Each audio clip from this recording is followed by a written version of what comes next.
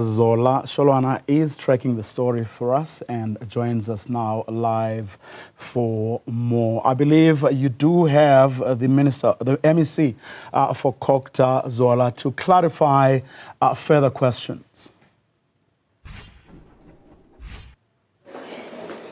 Well, yes, indeed, Vuyo, and that is what everyone wants to hear right now, especially flood victims who are still in shelters as we speak and wondering when they will be placed to temporary structures.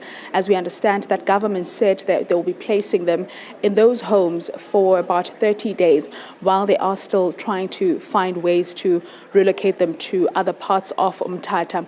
MEC, thank you very much for your time. We've heard that you have secured land, and these are efforts, really trying to relocate and assist flood victims. Many of them are wondering, how is the process going to go about? And also, is there a specific time frame as to when do you think that will be able to take place?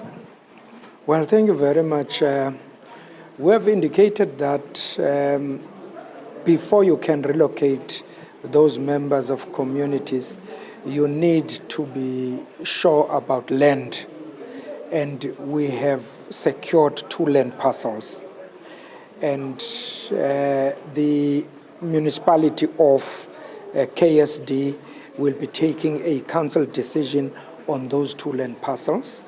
You must remember now that there's no infrastructure at all in that particular land. So it means the district, municipality, and Department of Water Affairs must ensure that water and sanitation are actually extended to those land portions. And the Department of Human Settlements have allocated about 120 million to start the process of erection of those land parcels, of those temporary units. Now, it's difficult to quantify in terms of time as to when you would realistically be able to erect those structures. Although we are required to, within 30 days, to move those communities to the identified land parcels. So the challenge is just to be able to estimate the time is going to be a bit difficult, but we're working ourselves out to ensure that within a reasonable time, I would say within 2 to 3 months, at least one could be certain that those communities will be located. But we're trying to ensure that whilst they do not have any place to stay currently, where they are allocated now, we just need to make it more comfortable for them to reside there whilst we're fixing and the complexities of land. We've talked to the traditional leader, and we seem to be agreeing with the traditional leaders concerned. So I'm saying it's difficult to estimate time, but at least 2 to 3 months, I think those people will be moved properly to those temporary units.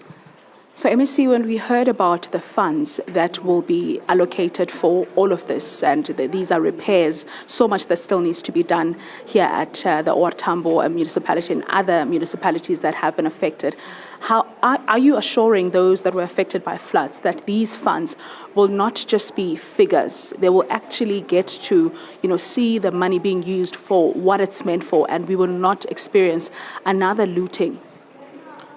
Well, it will be bad if we'll experience looting just based on the magnitude of this devastation and how many people have lost their lives.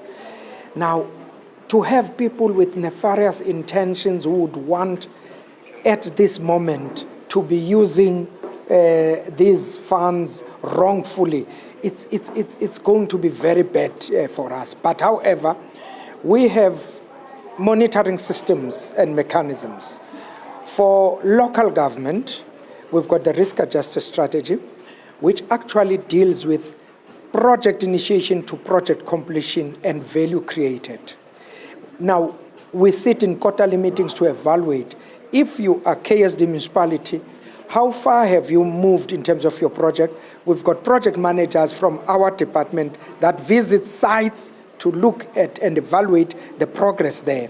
So that is going to be a mechanism where we easily identify. We also look at procurement and the impurities that may be existing in the procurement process. So I'm saying we are going to be able at local government to nip it in the bud there, but we can only mitigate. At provincial government, we've got the PICC chaired by the Premier, where all of us as MECs and HODs are sitting project initiation to project completion, what is happening within that space, and we're saying with that information it will be difficult, but you can only mitigate fraud and corruption. You can't totally and completely close it, but with internal control mechanisms, I think we would be able to mitigate somewhat.